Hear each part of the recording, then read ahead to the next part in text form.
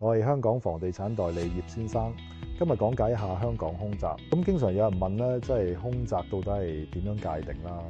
其實香港並冇法律明文規定空宅定義，不過業界共識一般都係非自然死亡就會被視作空宅，例如單位裏邊發生過謀殺、自殺、重大意外死亡等，都算係空宅。如果病逝或者自然死亡，普遍都唔算空宅，但係萬一遺體長時間未被發現，腐爛得好嚴重，都會俾人視為空宅。咁要留意翻啦，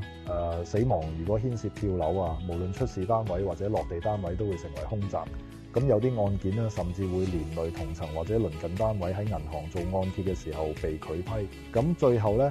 就係做交易嘅時候咧，地產代理應該主動披露單位過去有冇凶案或者係特殊事件，